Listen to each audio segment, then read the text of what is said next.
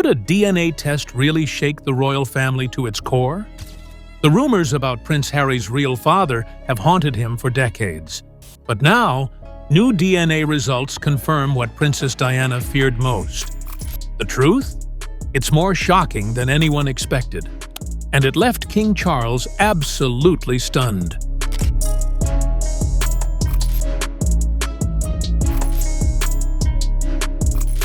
Was the world wrong about Harry? Or was the palace hiding something all along? From secret photos to royal denials, and the moment Harry finally got answers, this story changes everything. Stay with us, because what we reveal by the end will make you see the royal family in a completely different light. The red hair mystery, the first spark of doubt. From the moment he was born, Prince Harry's red hair was a topic of royal fascination and, eventually, suspicion. His vibrant auburn locks set him apart, not just from his father, Prince Charles, but also from his brother, Prince William, whose coloring aligned more closely with the Windsor line. Red hair, however, was no mystery in Diana's family. Her brother Charles Spencer and even her uncle had carried the same trait. "It's classic Spencer coloring," said one royal historian. Yet, in a family obsessed with image and lineage, even the most natural features can become symbols of scandal. Royal insiders, journalists, and distant palace staff began to whisper the unthinkable. Was Prince Harry really Charles's son? Of course, these whispers weren't just about hair. They were about identity, succession, and perhaps betrayal. Could a physical trait as simple as hair color undermine the legitimacy of a prince? The very question terrified Princess Diana, who knew how quickly stories could spiral out of control. As the boy with red hair grew older, so too did the speculation. That visible difference, the red hair that many now view as charming, became the first spark of doubt, and in Diana's eyes, a potential threat to her son's future. But where did the rumors really begin? That takes us to the man whose name would haunt headlines for decades, James Hewitt. Diana and Hewitt, the bond that shaped a scandal. They met during Diana's loneliest years. James Hewitt, a former cavalry officer, became Princess Diana's riding instructor in 1986, just 2 years after Harry's birth. Or so the official timeline claims. What started as a formal arrangement quickly became something more. The pair shared a love for horses, countryside escapes, and soon, each other. "We didn't mean to fall in love," Hewitt confessed in a later interview. "We were thrown together by circumstance." Their relationship lasted 5 years, during some of Diana's most difficult times with Charles. But love wasn't all they shared. Physical similarities between Hewitt and Harry began to capture the media's imagination. Both had red hair, athletic builds, and that same easy smile. Even their shared interest in polo fueled public comparison. Although Diana insisted she met Hewitt after Harry was born, the public wasn't convinced. "The dates don't add up," some said. Or do they? And once again, the royal silence only added mystery to suspicion. The relationship, while real and openly admitted, would go on to become one of the most damaging rumors in royal history. Because as Harry grew, so did the likeness, but not to Charles. It wasn't just whispers anymore. Now the world was comparing faces, photos, and posture. Side by side, Harry versus Hewitt versus Charles. As the years passed, side-by-side images of Prince Harry and James Hewitt began spreading like wildfire across tabloids, documentaries, and message boards. These weren't just random comparisons, they were curated photo lineups designed to fuel one of the royal family's most persistent rumors. Images of both men on horseback, dressed for polo matches, leaning into charity appearances, or flashing a particular kind of smile, all served to ignite speculation. And the visual similarities were impossible to ignore for many. Yes, the hair was the first clue, but it didn't stop there. Observers pointed to striking resemblances in their jawline, nose shape, and facial symmetry. Even their posture, the tilt of their heads, and the way they carried themselves in public drew attention. "He doesn't just look like him," one tabloid writer declared. "He moves like him." The comparisons were relentless. Photos of young Harry and young Hewitt, both in their 20s, both wearing military uniforms or participating in equestrian events, became visual evidence in the public's case file. In contrast, photos of Prince Charles and Harry only seemed to highlight what didn't match. Charles's thinner face, prominent ears, and distinctive profile stood in contrast to Harry's more rounded features. Even William, with his subtle expressions and posture, seemed to reflect Charles far more clearly. Harry was often described as the odd one out, not just in looks, but in temperament. And it wasn't just about appearance. Over time, the emotional dynamics between Charles and Harry became part of the public discussion. In royal engagements, they frequently looked uncomfortable or formal, rarely showing the effortless camaraderie that Charles often shared with William. Where William and Charles could be seen laughing or exchanging glances, Harry's body language often felt stiffer, more reserved, as if he were holding something back, or being held back by invisible tension. The media noticed. So did royal commentators. And so did the public. Speculation turned into widespread discussion, with shows and magazine covers asking the same thing. Was this resemblance between Harry and Hewitt just coincidence, or something more? The storyline was juicy, scandalous. It had everything the public devours: affairs, secrecy, inheritance, and royal dysfunction. But underneath the gossip lay a very real, very personal impact on Harry himself. Because no matter how loud the headlines got, there was one thing that remained noticeably absent: a formal denial from the palace. They didn't clarify. They didn't correct. They didn't counter the comparison. And that silence only added fuel to the fire.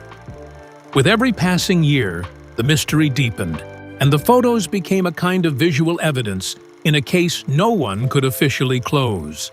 And that leads directly to the next chapter in this story: the official denials that tried and failed to silence the world's curiosity.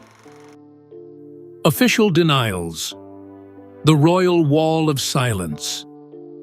For over 2 decades, the royal family kept its lips sealed. No comment, no statements, no clarification, just silence. But outside the palace walls, the world was talking, and they weren't letting up. Eventually, James Hewitt himself broke the silence. In a 2002 interview with the Sunday Mirror, he stated firmly, "There is no possibility that I am Harry's father. He was already a toddler when Diana and I met." Backing this claim was Ken Worf, Diana's former bodyguard who had tracked every major event in her life. He confirmed the timeline. Harry was born in 1984. Diana met James in 1986. Case closed. Even Diana herself was reportedly heartbroken by the persistent rumors. Friends said she called the accusations a cruel intrusion, one that targeted her son unfairly. And yet, none of the official denials seemed to work. In fact, they had the opposite effect. They made people ask, why won't the palace make a statement? This royal wall of silence became part of the scandal. The more they refused to speak, the more the world assumed they had something to hide. Eventually, someone else stepped in, not to deny, but to try and prove the truth once and for all. The tabloids. The first DNA tests. Tabloids chase the truth. By the early 2000s, the rumors had become too loud to ignore. And that's when the British tabloids took matters into their own hands. In 2003, News of the World allegedly obtained strands of Prince Harry's hair and conducted secret DNA tests, a move that crossed every ethical boundary. The reported outcome? No connection to James Hewitt. But questions quickly followed. Were the samples real? Was the chain of custody clean? Had the testing lab been legitimate? The scientific community and public alike raised eyebrows. One royal biographer called the results tabloid science dressed up as fact. Experts were skeptical. The technology available at the time was still limited. DNA markers were basic, and ancestral mapping hadn't yet advanced to its current precision. Without official acknowledgement or scientific verification, these tests did little to quiet the rumors. Instead, they reignited public curiosity. Headlines read, "Truth or cover-up? And what are they hiding?" And most of all, they planted a seed in Harry's own mind. If strangers could go to such lengths to answer this question, maybe he needed to answer it for himself. The next chapter in this saga isn't about media speculation. It's about a young prince taking control of his truth. Harry's growing discomfort, the outsider within. Even before he stepped back from royal life, Prince Harry felt different. It wasn't just the public's whispers or the media's headlines.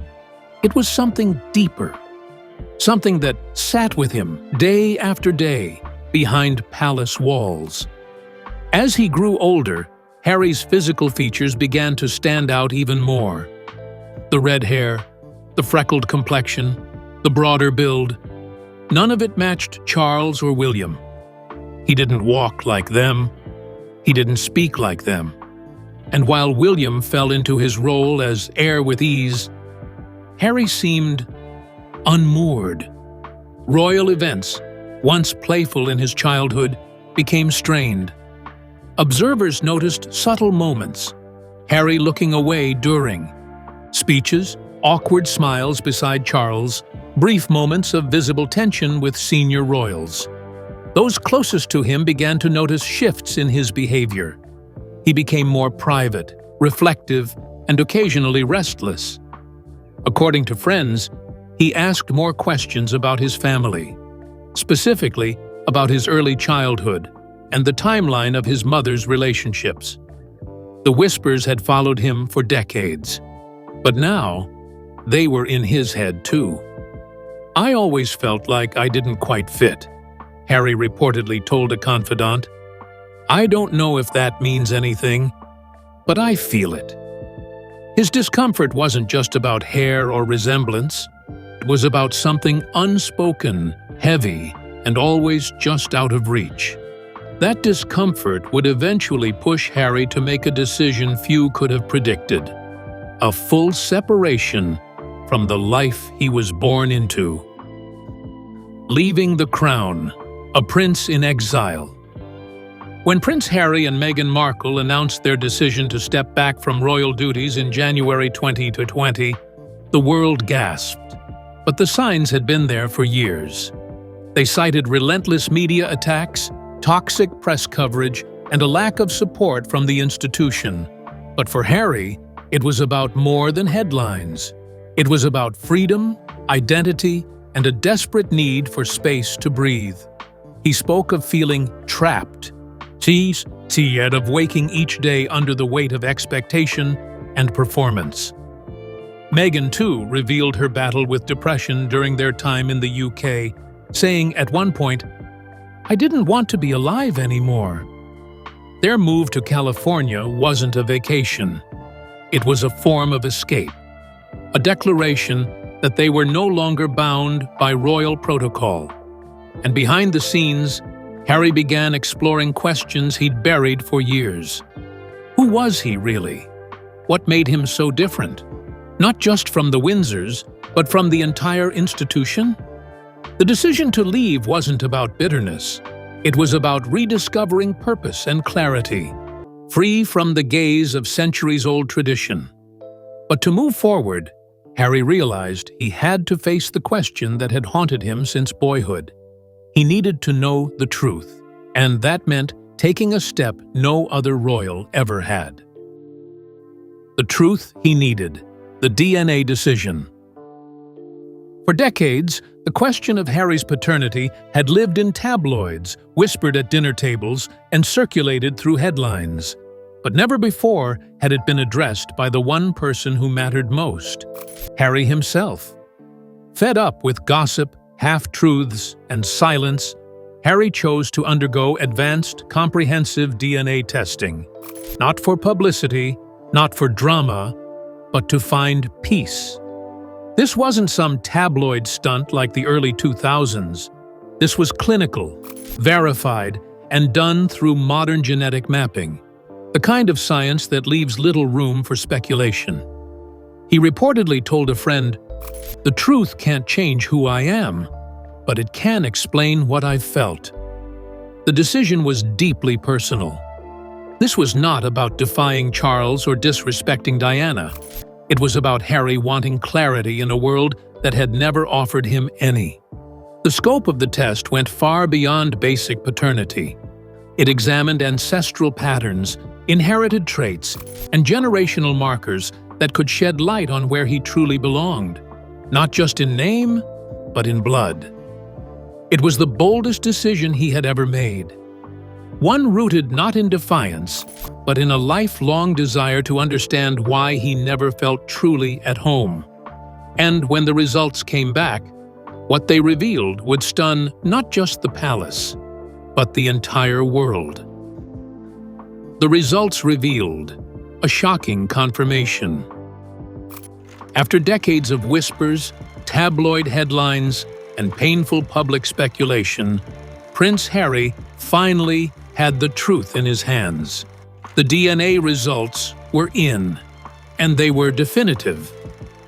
James Hewitt was not Prince Harry's father.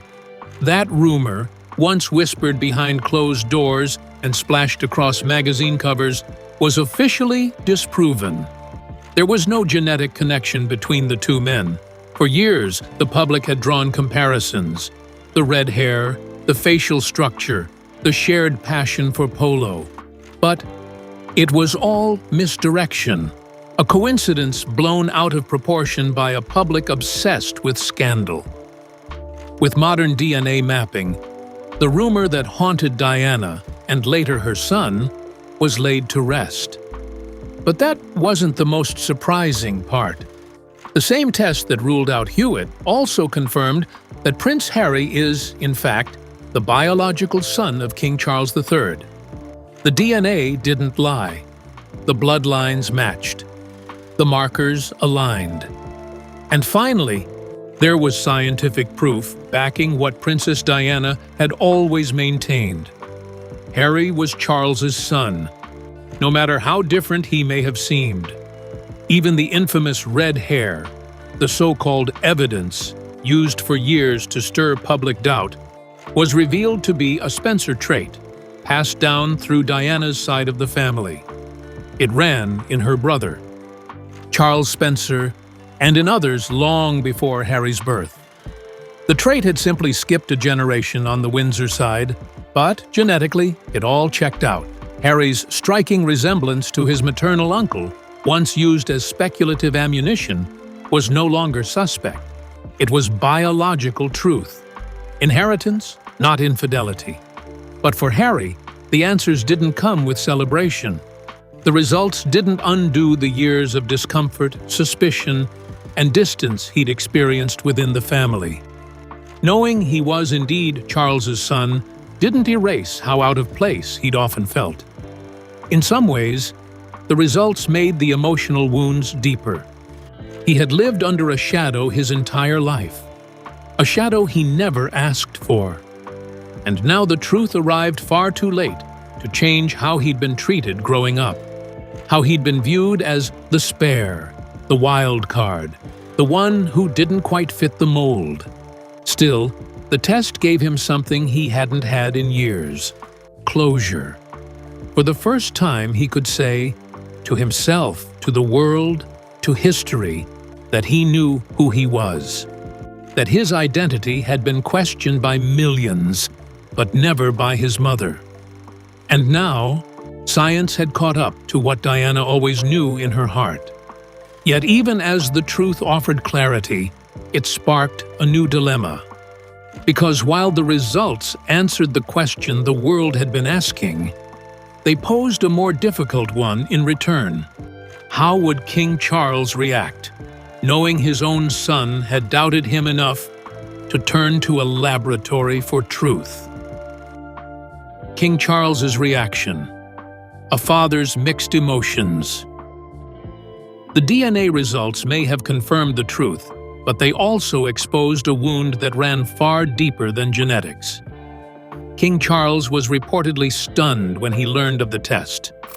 Not because he was unsure of the outcome, but because it had come to this: that his own son had felt the need to verify his bloodline spoke volumes about their relationship.